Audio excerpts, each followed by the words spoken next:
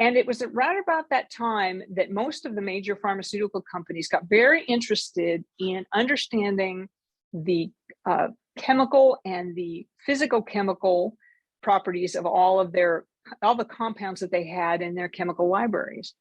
And for the big pharma, these were quite a few. At Pfizer at the time, there were over 600,000 different compounds, and more were being added every week. So I joined a team to start working on setting up higher throughput screens using these in vitro hepatocytes or slice models.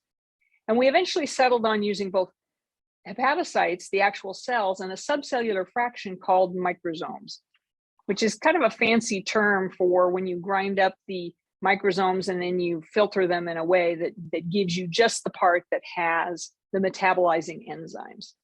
So there would be the metabolizing enzymes separately, and then the cells where the drug would have to cross the cell barrier to reach the metabolizing enzyme. So first I worked a little bit with the actual models, the in vitro models, but then I quickly graduated to using my analytical chemistry expertise with a team that was working on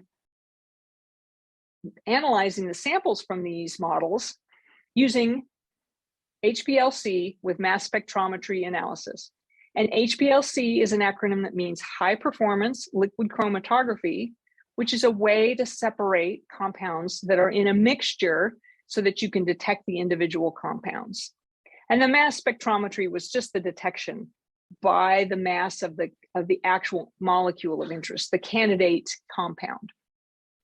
So we had to come up with a way to introduce samples, 10 or 15 at a time, into a mass spectrometer, make an individual measurement that reflected each one of those, the concentration of the compound in each one of those samples, and then turn that data around and calculate what we call in vitro clearance, which is really the loss of the compound over time.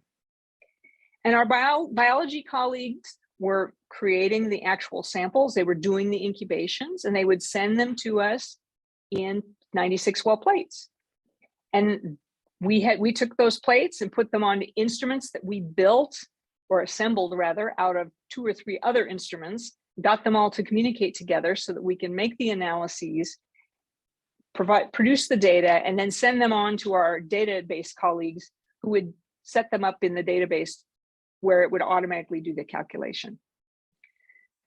So after about 8 months of work, we reached a point where the whole team was analyzing about 1,000 compounds through these screens a week, and then uploading all of the data along with a bunch of other data about the physical chemical properties of those compounds into the database. So Pfizer project teams could query it and say, is there a compound in here that we could potentially use for a medicine that would make a good medicine, right? Does it have the right physical chemical properties? Does it have the right biology that we would need? All of those pieces. So that was pretty hot research at the time and quite a lot of fun.